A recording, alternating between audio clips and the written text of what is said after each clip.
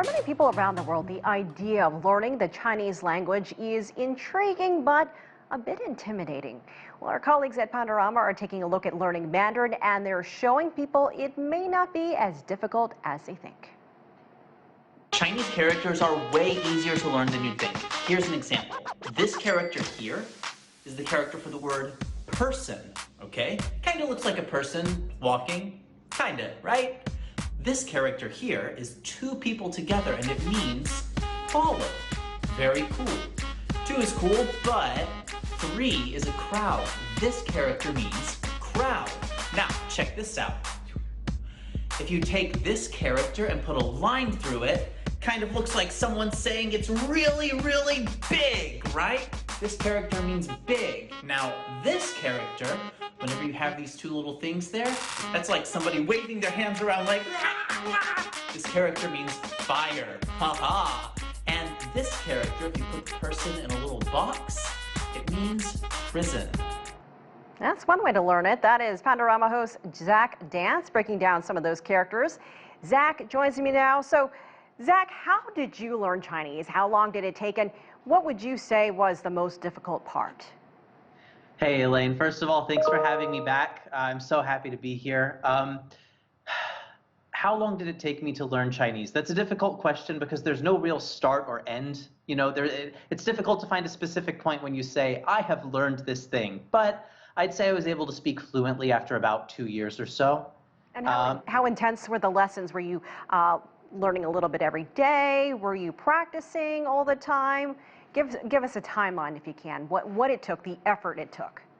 The first year that I was in China, I was really just kind of having fun. I was teaching English, and I didn't think I'd be staying longer than a year.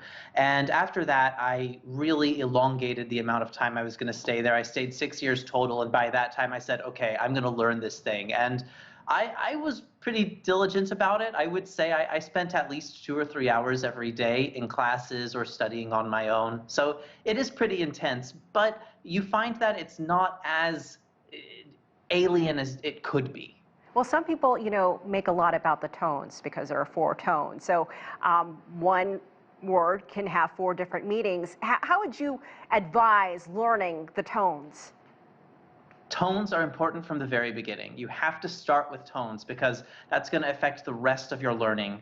I've met foreigners before who thought, tones, don't really need them, and kind of just skim over it, and it affects them long term to the point where it's very difficult to understand what they're saying when they're at a more advanced level. So, Zach, you also give us a glimpse of some of the Chinese words that actually sound a lot like English words. So let's take a look, and I'll get your reaction on the other side. Here's some words that sound very similar in Chinese and English. 巧克力 means chocolate. 咖喱 means curry. 餐厅 means canteen. 逻辑 means logic. 沙发 means sofa. My favorite word is coffee. What is that, Zach? Coffee is cafe. Cafe.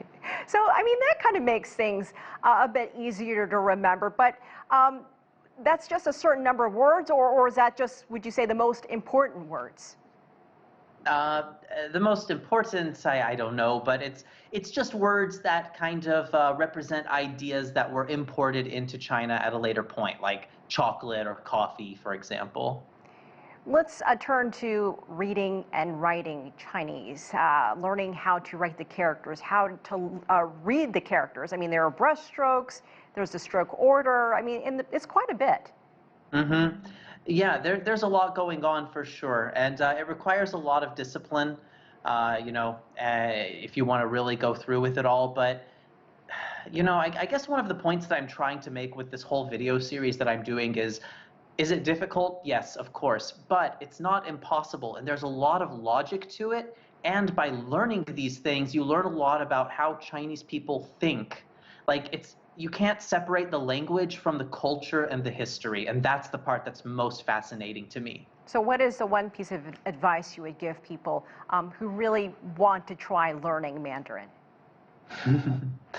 Well, if you can move to China, that would be the best way to do it. I'm very lucky that I got to do that.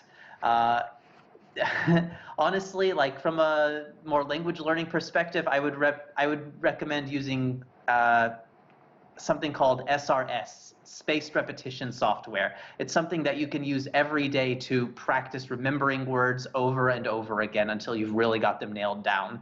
All right, can't wait to look at the rest of your series. Zach Danz, great advice. Thank you for joining us. Thanks for having me, Elaine. And you can find more of Zach's series on the Chinese language and other fun videos all about China on Pandaorama. You can find them on YouTube and social media. Take a look there.